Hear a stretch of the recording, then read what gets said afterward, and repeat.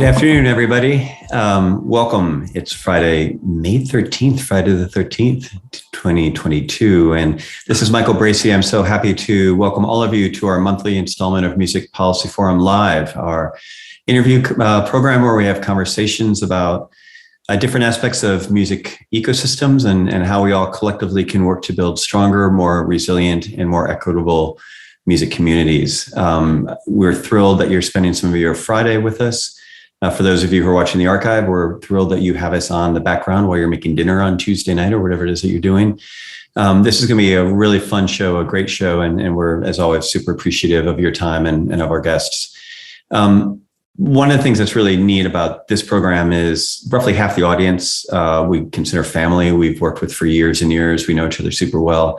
But for some of you, this is the first time to see the stuff that we're up to and learn about our community. So we want to say hi to, again, our longstanding friends and welcome to those who are watching for the first time.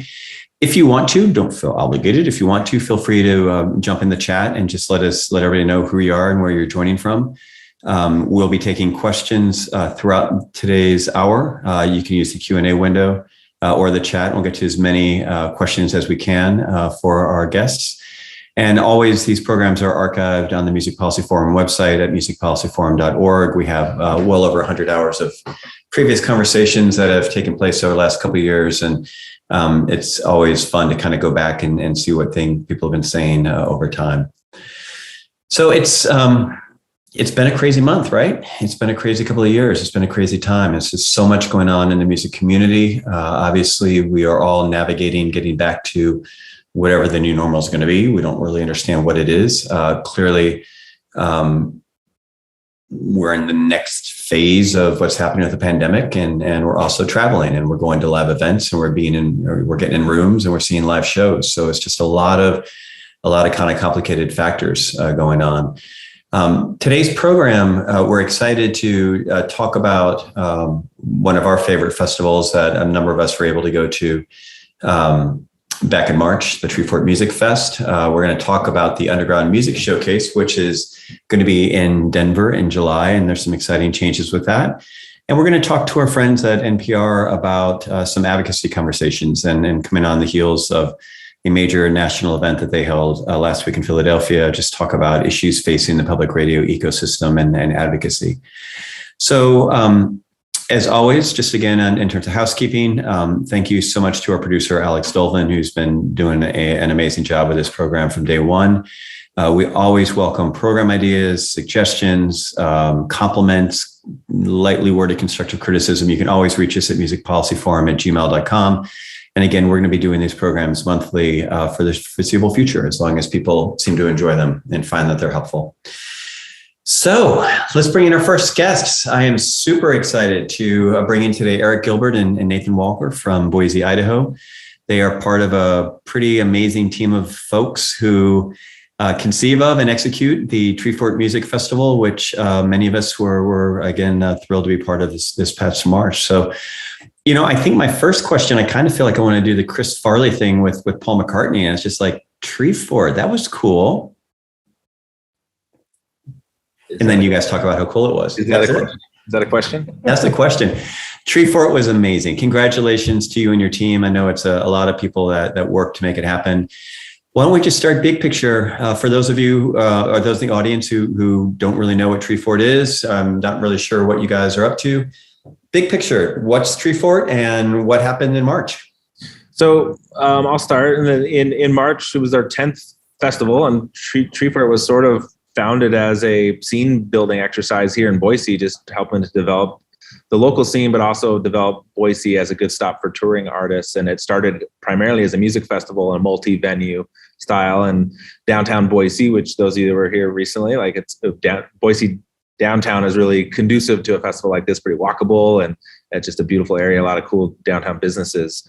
And over the 10 years, it's kind of developed into a lot more of a multifaceted festival where we do talks during the day, but there's a lot of different veins that we refer to as different forts, like Yoga Fort and Story Fort and Hack Fort and Skate Fort and so on. So March was a real special year for us, and being our 10th year, but also just like, the way, weather was really good, but also just timed out with we were still, where we still are in transition with the pandemic, but it was at least on the early side of better a transition and more positive path forward with the pandemic in March, and which brought some challenges, but overall was really positive. A lot of the community came out for the first time in a long time and really got to see each other and be with each other. And I think it was just a reminder of how important this kind of work is, right? I think the community really felt it. I think, for those of the city leaders and folks here, I think the city really, more than ever, I think recognized the value of how a festival like this, but a music ecosystem in general, helps a city of this size or of any size really thrive. And it,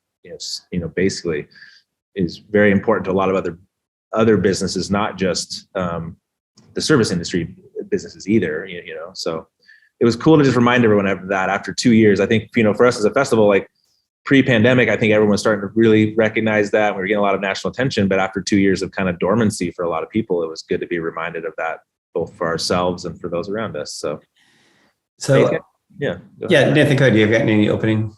Yeah. No, that's great. People are ready to be out and, like Eric said, see each other. And I think that, it was kind of jarring at times to walk around downtown and just see, is this Boise? There's a lot of people out and ready to be seen and see music.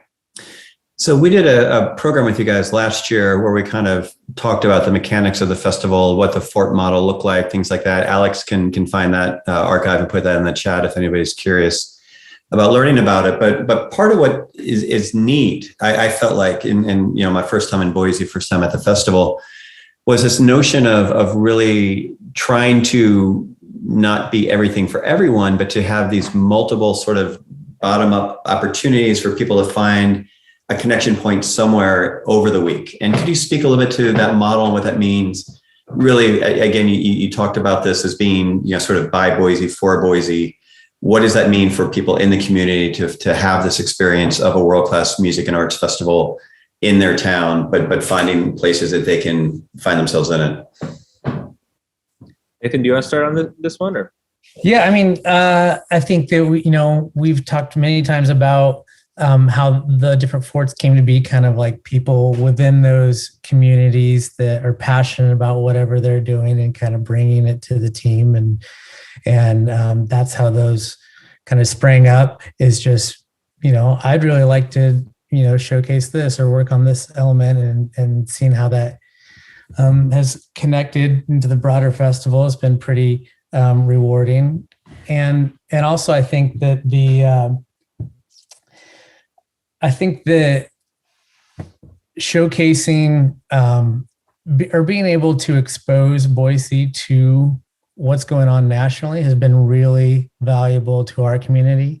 To even just like yourself, Bracy, you came and had fun, but maybe, I'm sure you knew, but maybe slightly unbeknownst to you, we're also using you to provide some context and expertise to those people that we would connect with in Boise, just to kind of get a broader sense of what else is going on in music policy and music, ecosystems, and how we could even further move Boise forward in that regard.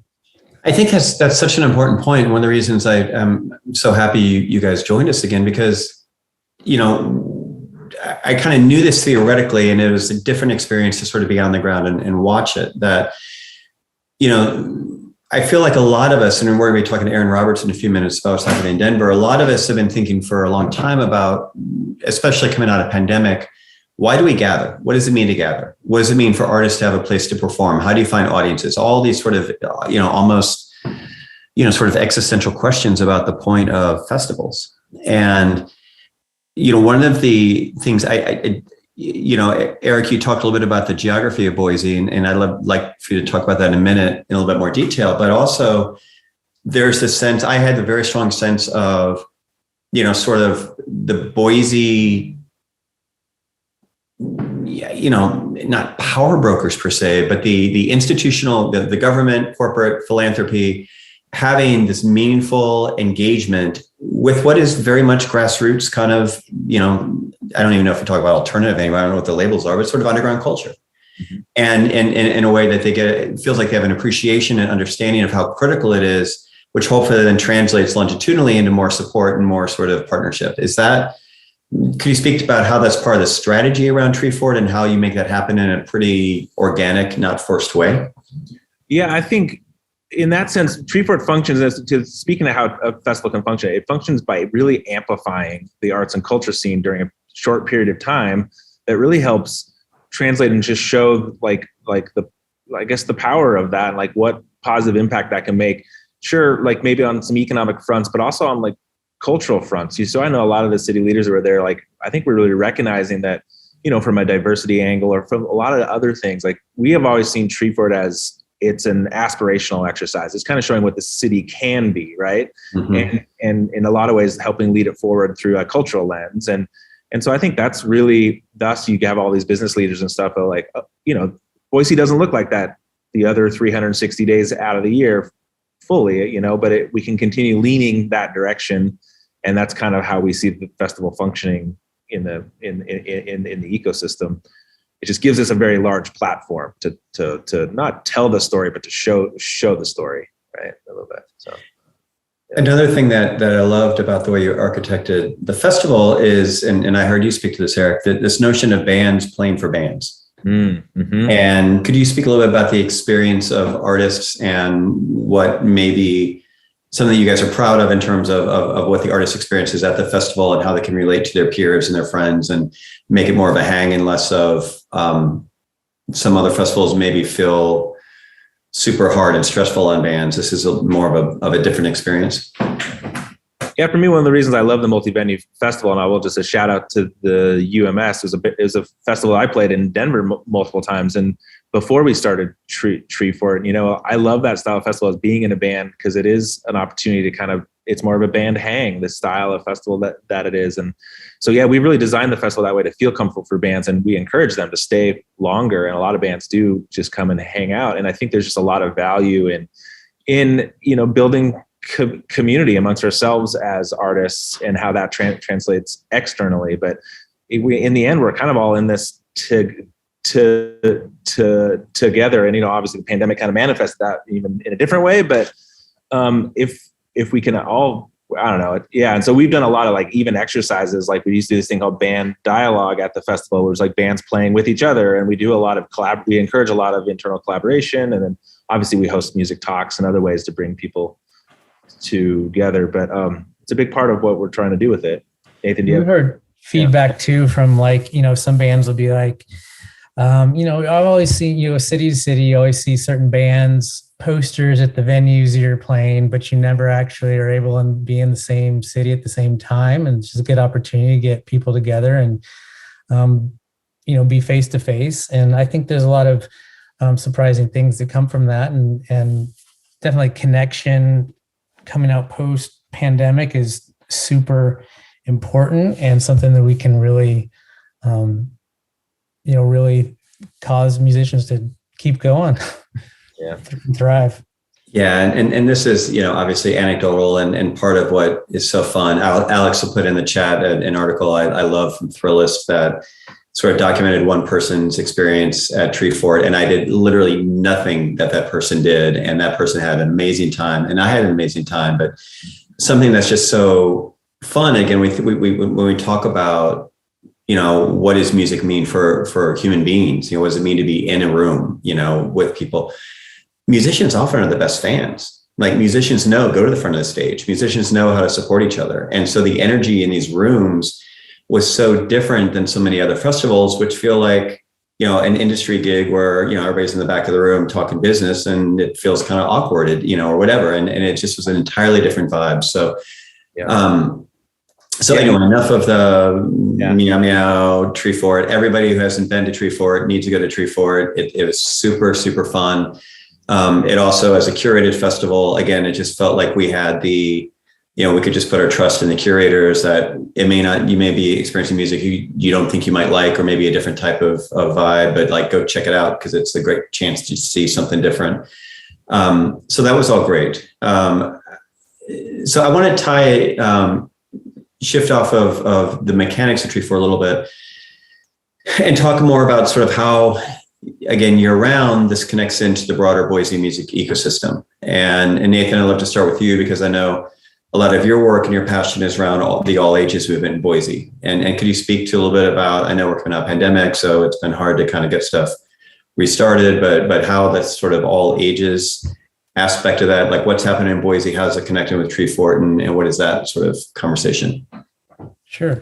I think, the problems or opportunities that were most illuminated by Treefort became really apparent to us a few years ago, in that is so much more access and opportunities that would expand during the festival and then immediately after would contract.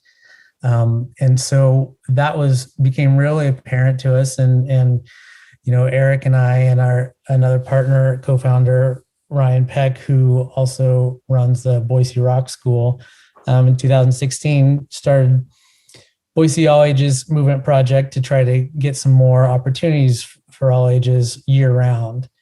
And it's looked differently over the years than we thought it might, but it's been making some good progress. We've been doing some more advocacy work and making good inroads and relationships with city leaders. And then this past year, Rock School was able to purchase a new building and is in the process of finishing out a capital campaign there. And we'll have a small all ages venue housed within that. So accomplishing one part of our mission there. And then also with the Treefort venue, working with a new venue there. And it has been something that maybe was not part of our original initial vision, but is, another opportunity that has been to develop within Boise. And that's certainly, Nathan, was something that we saw throughout the entire festival. I mean, one of the, my most fun musical experiences the last forever, was to be down front to see the local heroes Built to Spill play, in front of, a couple thousand people, and down in the pit is, everybody from 70 years old to 15 years old, all just shouting along all the words. I mean, everybody, it's this beautiful intergenerational sort of thing. I know for sure that the sort of infrastructure, it takes work. It can't happen organically, but it takes, intention, to be, how do we, especially in a music economy, which is based on over 21 venues and, it's all tied into all the sort of other stuff that's hard for younger people to kind of connect with. So Eric, I want to bring you in and talk a little bit about Radio Boise, because I know that's a passion of yours and also a big part of kind of the overall ecosystem that you all have been tending to for a long time. Could you talk a little bit about Radio Boise? I like the chat. Yes, Radio Boise, says Jesse. Yes. So Radio Boise specifically, and a little bit about how that fits into Treefort or wherever you'd want to take that. Yeah, so I did college radio in Northern Idaho when I was in college and stuff, and then after doing a lot of touring, and between that, it became very noticeable that Boise didn't have a freeform independent station. There was no college radio here. There was, and it left in the mid '80s. And no offense, because we treasure the NPR station that we have here, but essentially it converted into an NPR station, and it was the NPR station was our only sort of radio in that realm, and so. In 2011, the group that worked on getting Radio Boise on air, we were the largest metropolitan area, or the most populous area in the States without a freeform community or college radio before 2011. And I think it shifted, and I already knew that it was a big gap. It was an important piece to me of the kind of community that I would want to live in. And so, especially if you just think of through local and just, underground music at all, getting any airplay, it was all mainstream music.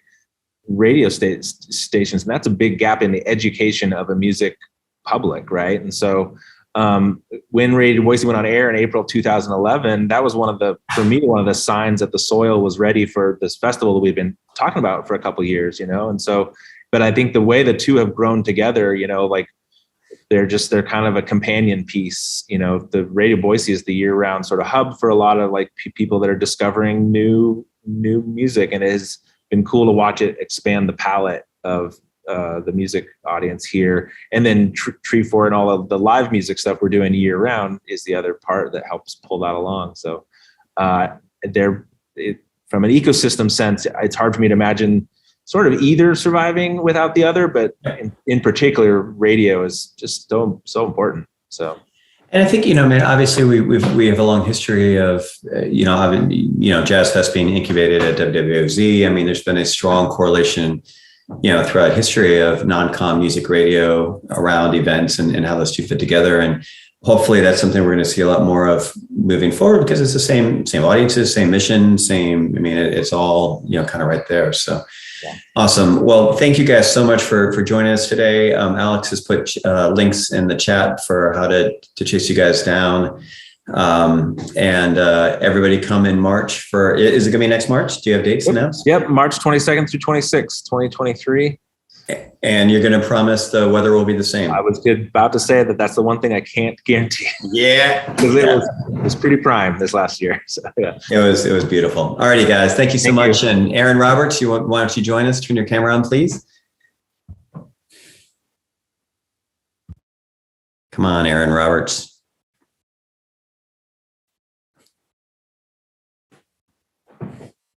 There she is. Sorry, I was having some permission problems, but well, you have permission. Have allowed me. Hi. We have manifested you into the room. Hey there. It's good to see you. Good to see you. So happy to be here today. Yeah. So, before we talk about what we're going to focus on, as a musician, as a music fan, as someone who's been in this community a long time, do you want to give your 2 cents on Treefort this year? Oh my gosh. Yeah. How much time do we have here? Yeah, right. I'll echo everything you said about Treefort.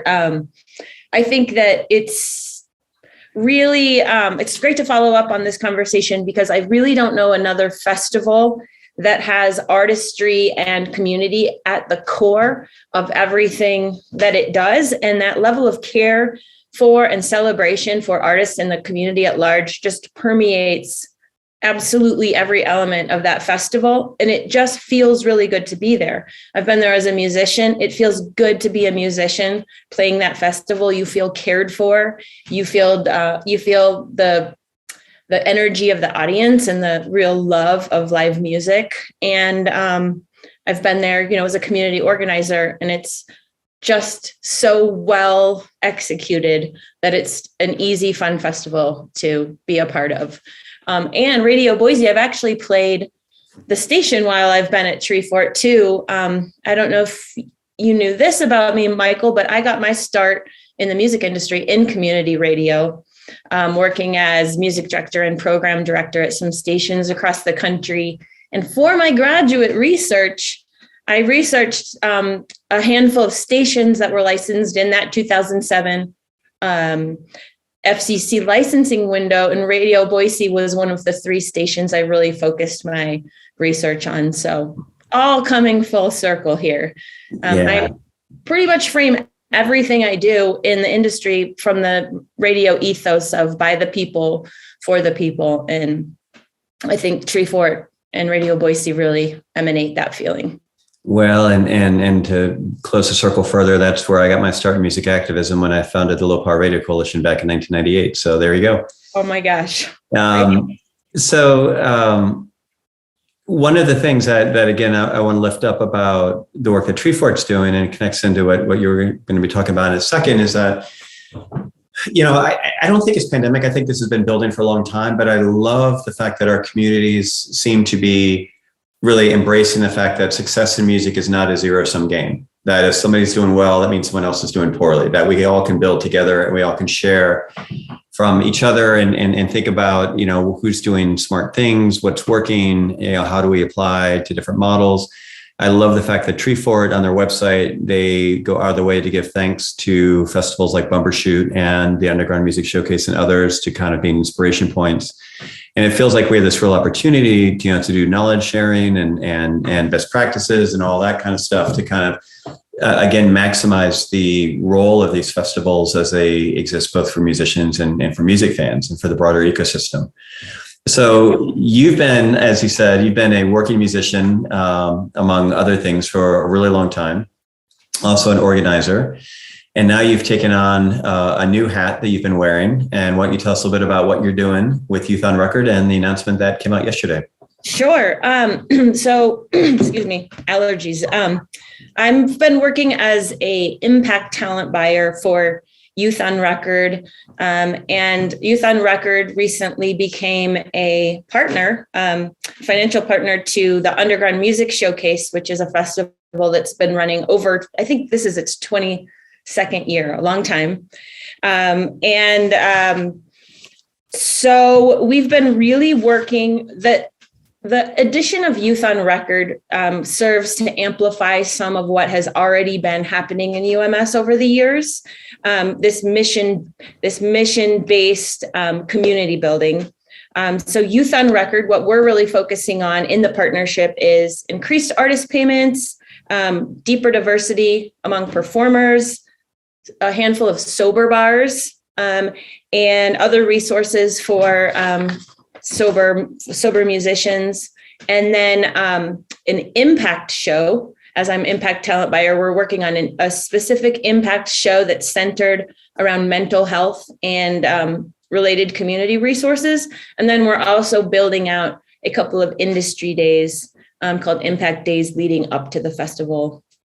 So super, super exciting. And yesterday we announced our lineup, which was a big deal for us because this is our first year that we've been a booking partner for UMS. So Alex just put 2 links into the chat. One is sort of a little bit of a background in terms of why Youth on Record is involved with the UMS and what that looks like. Again, for those of you who are friends of Music Policy Forum, you already know chapter and verse about Youth on Record, so we don't need to go into that background. But this is a real sort of mission expansion and a real leap of faith by the organization, which is super fun. And then again, the super fun part, the band announcement. So those links are in the chat, but who are you excited that's coming to UMS that we should know about, Erin? There's so many, I think one of the people performers I'm most excited about is a Denver-based musician who was out at Treefort this year as well. He performs under the name Neptune. And it's hard to really describe what Neptune does because he does so much. He's a performer, a model, a dancer. His work ranges from R&B to pop to hip hop, and his live performance is just kind of unparalleled. So I'm super excited to see where he goes with his hometown performance this year. Let's see, who else am I really excited about? Seratones, they are coming out and they are our featured impact artists. So we chose one artist to highlight as our impact artist who has a history of advocacy and activism. They're very active in the activist community. And so Seratones will be our impact artist on the main stage. I love the band. They just put out a new record. Very excited about Audrey Nuna. I mean, I could go on. No, that's good. And I'm as excited about a lot of the Colorado music that's playing. It's, I would say, probably 70% of the bands are Colorado based. We have a huge music scene in Colorado. And then the other 30 are national or regional bands. That's so fun.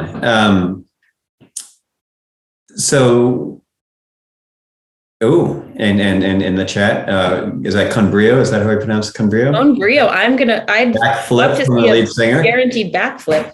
There we go. So again, can you remind us of the dates of UMS? Oh my gosh. No, I can't.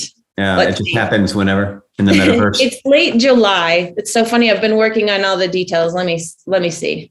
UMS. This is what the internet is for. Exactly. It's the last weekend in July. 29th through 31st. I should have that top of mind, but. And you are going to anticipate about what, 10,000 attendees, give or take? 10,000 attendees. Yes, we have 3 outdoor stages and a handful of indoor stages, similar to Treefort, where we spread out along a central business district in South Broadway in Denver. Awesome. So let's end this, Erin. I want you to put your artist hat back on. Okay. And we're going to put the links to one of your bands in the chat and along with the Bandcamp.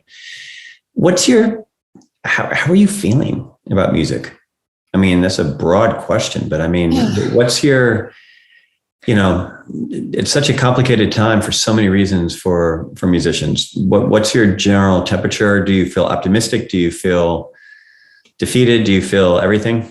Well, I feel absolutely optimistic at this point now that things are opening back up. And I think the pandemic was a time where there was a lot of personal and political upheaval, and a lot of musicians really had the rug yanked out from underneath them. And it was just immediate loss of income. And it was a really hard time for musicians and the music industry at large, all the venues and everything supporting the industry.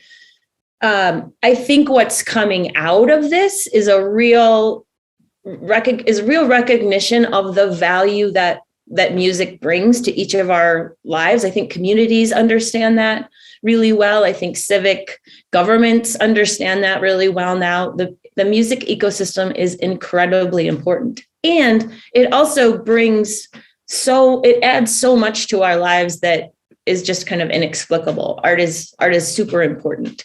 So what I'm seeing now is this from musicians, and I really saw this in the application process and what artists were submitting and kind of their bios and, their purpose statements.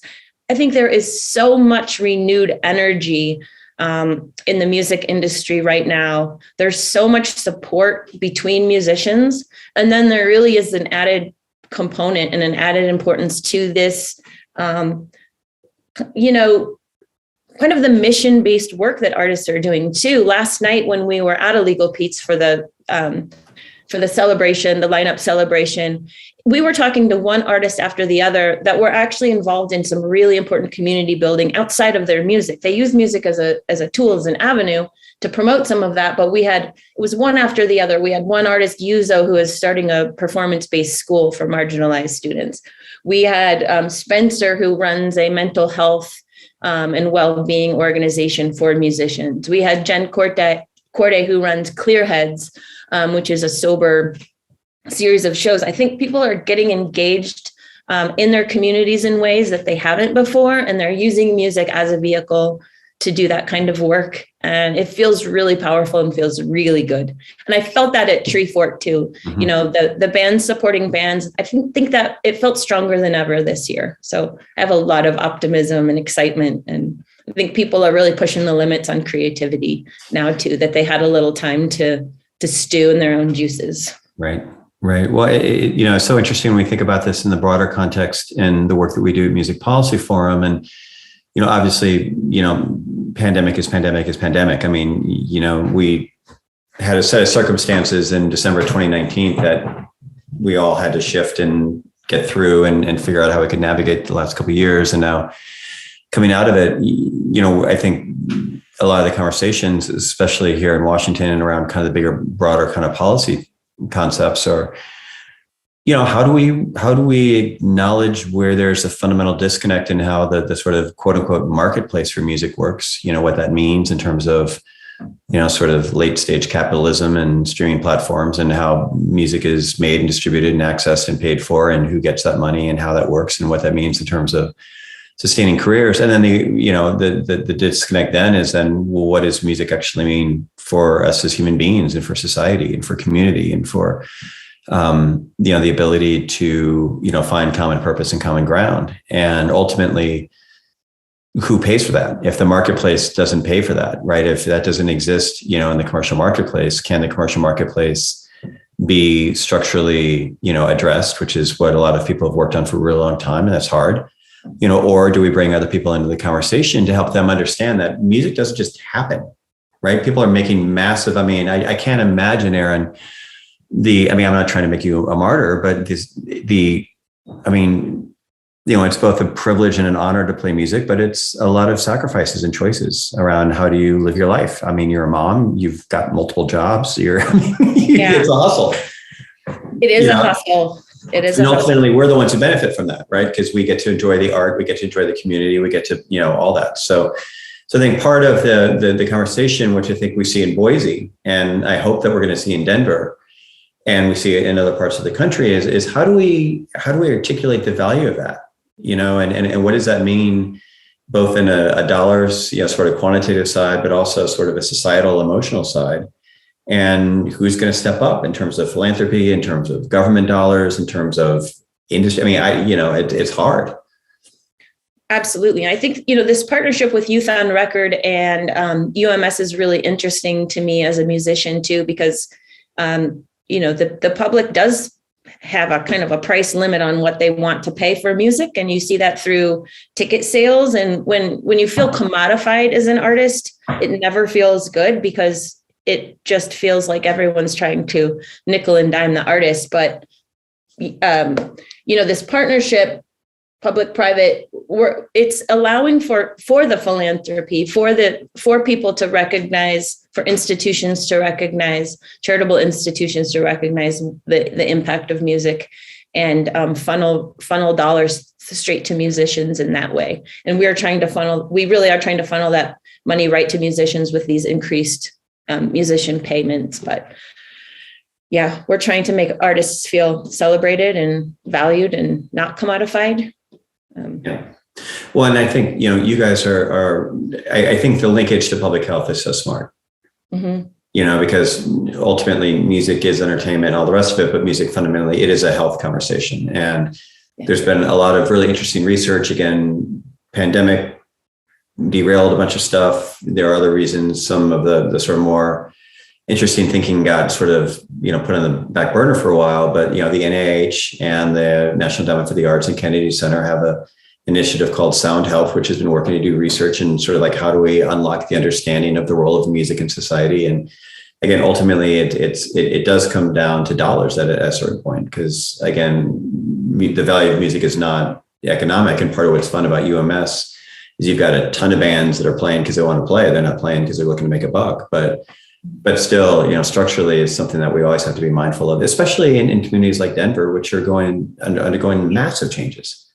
Massive, was incredibly expensive place to live. And that's what's even more amazing to me, that there are all of these bands and young creatives that are putting out music and forming new bands. When I first moved to Denver, I had a 3-bedroom house for $700, old historic house, $700 a month. And it was easy to be an artist. There were warehouses, there were all age venues, there were opportunities to start and grow. And so it really is truly amazing to me that new musicians can come out of a economy that's really tight right now. Yeah. High rents. Well, in closing, Erin, one thing I want to touch on real quick before we bring Marta in is, again, you mentioned your own personal history with radio, which is super rad. And I know you've got some really strong public radio partners in UMS, and you're really fortunate in Colorado to have a real thriving sort of public radio music ecosystem. I don't know if you are, we didn't talk about this ahead of time, so I don't mean to throw this at you out of the blue, but can you speak at all just to your sense of both as a musician and also helping organize this event, the role of public radio in promoting artists and activating audiences? Oh, I think, I don't know how we would have a festival like this without the wealth of independent stations here in Colorado. We started out with Radio 1190, which was a college station on AM that was wildly popular because it was the only place for local music to get on the air. And there's 2 main stations, Indy 102.3. They're part of Colorado Public Radio, and they are a media sponsor. And they'll be live at the event. They were live at our release party doing interviews last night. They are huge supporters of Colorado-based music and independent and underground music. They play all of the artists that are on our lineup, and they do a really good job. I think that, and then we also have 105.5, the Colorado Sound in Northern Colorado. Both stations are integral to the growth of the music community here and to the integration of kind of Colorado-based musicians into the overall music landscape. So I can't speak more highly of both of those stations and all of their work. And we're very excited to have them as a media partner. Yeah, and we'll be talking about this with Marta in a second, but you're also fortunate to have The Drop, which is an effort to sort of get more creative in terms of reaching out to different audiences that may not be targeted by public radio traditionally in terms of music. So not AAA, but urban alternative formats, which absolutely. The Drop is a relatively new station. And then we have a community station that serves Denver and Boulder called KGNU, which does a really incredible job of hitting some of those markets as well, and actually offering some news programming in Denver's more urban markets. So we're so fortunate. Colorado has I think one of the highest concentrations of independent radio stations in the nation. So we're in a good place. So we had a question from the audience. Can people see your radio research? Which I don't know if you want to share that or not. Oh my gosh. Yes, it's somewhere. It's been a while. I've been out of graduate school for a while. I was just thinking of this, like I need to reread my research on Radio Boise because I feel like that was so early in my professional career. I want to see how that stands up before I send anyone a link. So. Awesome. Well, Erin, thank you so much for joining us. It's always great to see you. Have a great rest of your day. Yes, and thank you. A great weekend. Congratulations on the announcement. Thanks. Thank you, Michael. Awesome. And Marta, we're so glad to bring you in.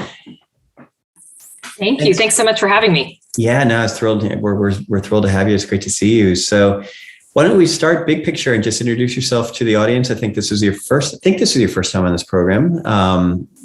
We're welcome to NPR. Welcome to this world. So thank you. Tell people a little bit about what you're up to and kind of what your role is both at NPR and nationally with radio advocacy. No, thanks. And thanks so much for the invitation. I've made great use of your archive. So I really appreciate all of that you put on your archive as I was coming into this space. But I've been at NPR for a year now. I represent public radio and all of our great stations. My background is in national security and congressional affairs, kind of working through all different kinds of public policy issues. I've had media experience working for a media organization as well. And when I first came to NPR a year ago, one of the first things that I heard about was the noncomMUSIC Alliance, and you've worked closely with my predecessor, Mike Rickson, and knowing the history of all of that. But the noncomMUSIC Alliance was launched in 2018.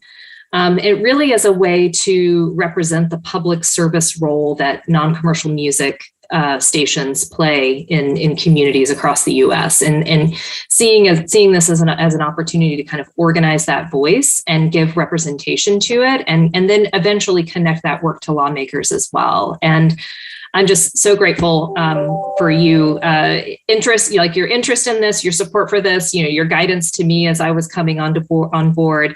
And I think we're really excited for where the Alliance is going to go. We started out with 70 stations. We're now up to 150. I think one of the things that's most exciting for me in working on this is that we're a cross-genre organization. And so, we have classical stations, we have jazz stations, we have AAA, Urban Alt, Americana, Zydeco, the Colorado Sound is a member of the Alliance, as well as mixed format. So, a lot of public radio stations have offered news as well as music and local music programming. And so, really, we want this to be a big tent approach to the way that non-commercial music is supported within the public radio system. So congratulations on last week's really successful event in Philadelphia, the Public Radio Music Summit. Could you talk a little bit about what that event was, what the agenda was, sort of what you're hoping to accomplish with it? Sure. Yeah, no. So we I should recognize Tom Mara in the meeting as well, who's one of our advisory council members. And was really instrumental in helping to stand up the Alliance several years ago. And I think, we really saw this summit as a way to kind of reinvigorate, re-energize the Alliance, especially coming out of the pandemic. We celebrated Public Radio Music Day last fall. It was our second Public Radio Music Day. And I think it was a great way to kind of highlight and showcase the work that public radio has done over the pandemic. And the idea behind the summit was to take this to the next level, right? Where are stations now as they're emerging from the pandemic, and what can we do to help them chart the course forward on public radio music? And so we had our first in-person gathering in over 2 years, held aligned with the non-comvention at WXPN, which is just like a 30-year running AAA convention and convening. And so it was a great way to kind of piggyback on that event to be able to, again, have cross-genre participation. We had over 100 participants from about 70 stations, in person and virtually. We had panels on innovative leadership in public radio music, copyright challenges amid new platforms, why it's important for stations to be engaged in telling their story. Stations do such great work in their communities, but it's important for people to know about it. And then how to build inclusive, equitable stations through diverse, reaching diverse audiences with their programming. And, I'm grateful that you were able to be in attendance. I see Kevin's here and he was also able to come. So, we're looking to connect with people within the industry, with labels, with artists, musicians, community groups that work with arts organizations, public radio music stations, as a way to just support this ecosystem and raise awareness for this. And that's really, I think, what we were hoping to kind of reinvigorate with the summit this year. Yeah, well, I from my perspective, you clearly hit those marks, and it's such a fascinating time for so many reasons. I mean, one of the ways that we think about it, and I don't know that this is the correct way to think about it, but sort of the way we think about it is, if you look at the sort of long arc of history of the digital transformation, starting, with MP3 and with Napster and file sharing and iTunes and kind of the evolution of the digital distribution space, as that sort of, dovetailed with the changes in commercial media, particularly the consolidation of commercial radio. It's been a time for 2 decades of tremendous sort of upheaval and a lot of just moving pieces and a lot of just acquisitions and mergers and, unsettled nature. And I don't want to suggest that we're at a stopping point, but it feels in many ways that we've come to a point where we kind of have our head around what this version of the industry looks like. That we have a situation where consumers who have the economic power to spend $10 a month for a subscription service are inclined to do so. Again, we've seen sort of the end of live and local commercial radio. They're just not interested in that anymore. We've seen the way that, younger fans are sharing music in ways that are legal and licensed, but, there are a lot of peer-to-peer in terms of friend-to-friend, music discovery. We see the role of the algorithms. And then on top of that, we see more and more, again, this has been, I think, one of the most heartening developments of my career, more and more the acceleration of the importance of public radio and music, of being those curators and those connectors and people, who are deeply invested in the local community and are the experts at helping their audiences make sense of what is an incredibly complicated culture. So I would love just your sort of sense coming out of Philadelphia and the work that you did leading up to it. And I want to give a shout out to your colleague, Shana, and your other colleague. Shana was going to try to join us today, but wasn't able to. But, so I know you've got a whole team and community of people thinking these through. What are kind of like the 2 or 3 major themes that you see? I don't know if there's like a super actionable agenda per se, but like thematically, what do you feel like is the advocacy evolution for the community, and what should we be aware of, and where can we help support your efforts? No, thank you. And I think I would add into this kind of the landscape that you alluded to was also kind of the racial reckoning that we've come to, and how does music support all of the work that we are doing in the society on that, and how can it be more reflective of our diverse communities that we're working in, right? And I think, one of the things that is so great about public radio music, it is the music discovery that stations support and the local artist connection. I mean, some of our stations are the home where emerging artists are discovered and where local artists have a place to play. And, it doesn't have, it's often not, I think, well known how much public radio music stations support that local music ecosystem, whether it's through events, whether it's through, broadcasting of the community orchestra, whether it's working with high schools on music programs and instruments, donations and things like that. And so our stations are just integrated very closely into their communities. And that's, one of, and supporting this kind of growth, that's when I think it is kind of one of the main issues that we want to highlight for, and particularly for lawmakers, right? Non-commercial music has a special status, and that should be preserved because of the unique contributions that kind of music provides into our society. And it's not sustainable within a commercial marketplace, right? It's not supported by a commercial marketplace. And so it has a home on public radio, and public radio music and public radio music stations should be supported for that kind of cultural contribution to our society. It's a public good. And we saw this, I think, especially during the pandemic, when you had stations pivot very quickly to, as venues were shut down, as events were canceled, as people were quarantining, and people turned to radio during that time, and they turned to music as an emotional connection.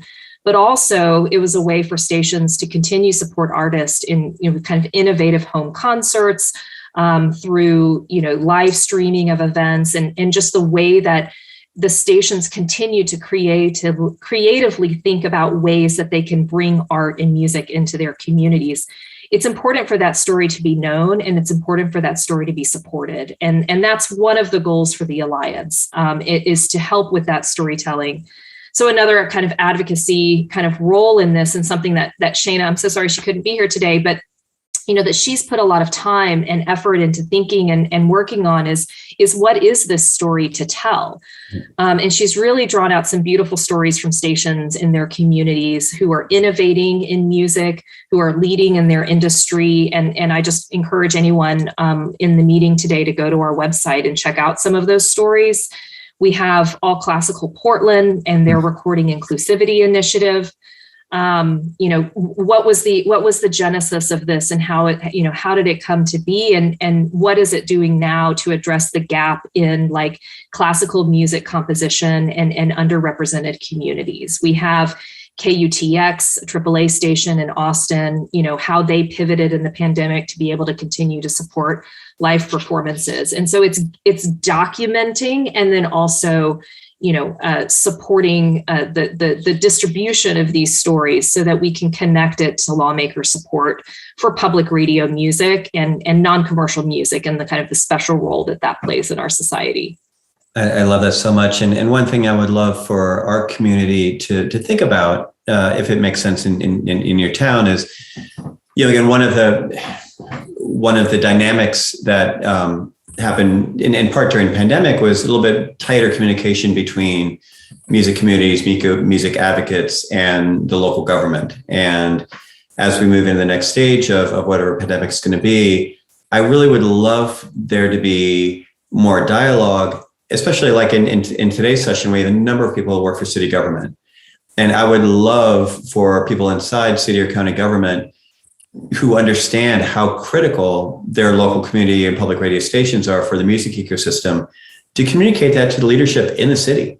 Let's make sure that mayors and county council members and others are hearing this message, not because they're being quote unquote lobbied by the public radio station, but for those of us who understand the value, are we doing what we can do to help, elevate that understanding across the ecosystem, both with philanthropy and with the public sector?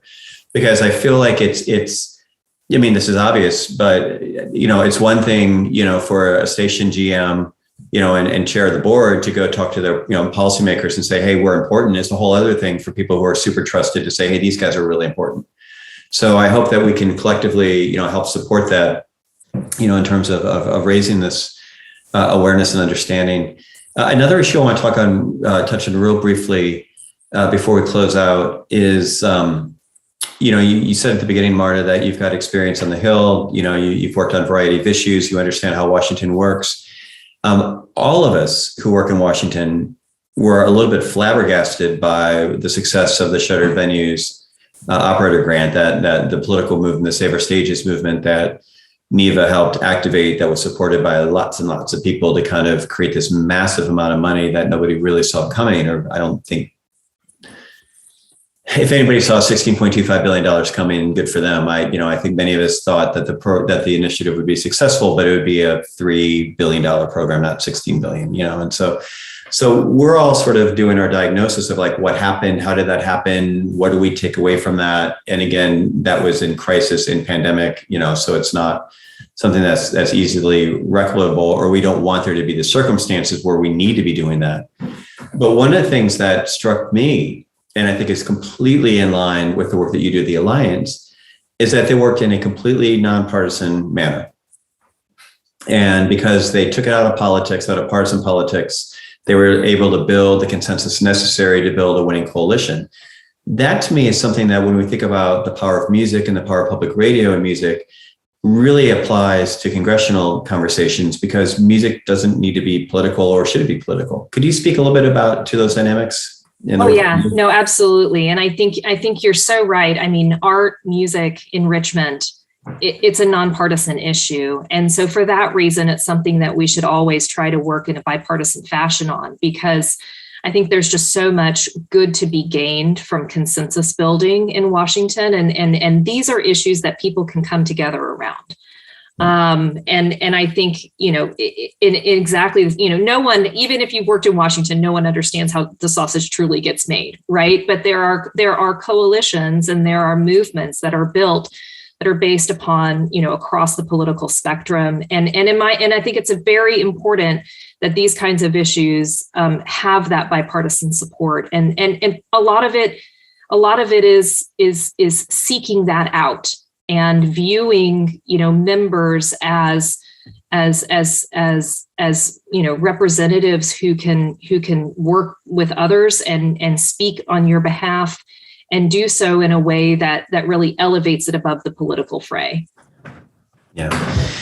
Well, I know that we're all excited that we are moving into this era where, again, public radio is not about a signal and a transmitter. It's going to be about a redefinition. Again, we all lift up the work that so many people do in the community. Again, the work that KXP and others are doing about how do we develop language that really fully helps articulate what is the role of a public radio station as it relates to music and culture, and what are the different platforms that are available. I know you've got so many policy issues that we're not going to get into today, but around copyright, around licensing, around, we're having to think about next generation technologies. So we want to be ahead of that curve and not just sort of being responsive to what happens next with holograms and God knows what's around the bend.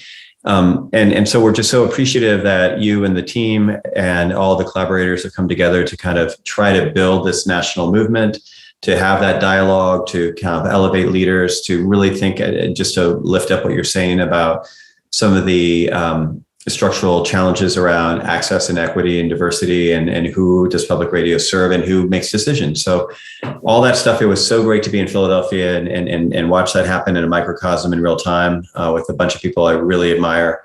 I know that our community is signed up for duty, so we'll continue the dialogue about how we can support and lift up your efforts. And again, just appreciate you and the team. So thank you so much. Thank you, Marta. Thank you.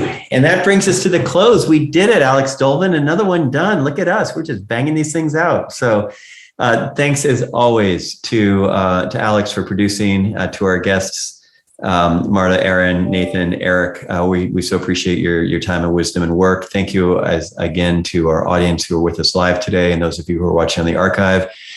We do love your comments, questions, great ideas, program ideas, constructive criticism. Always hit us up at musicpolicyforum@gmail.com. We'll be back in June for the next event. And in the meantime, be safe, everybody, and we'll talk to you soon. Thanks all.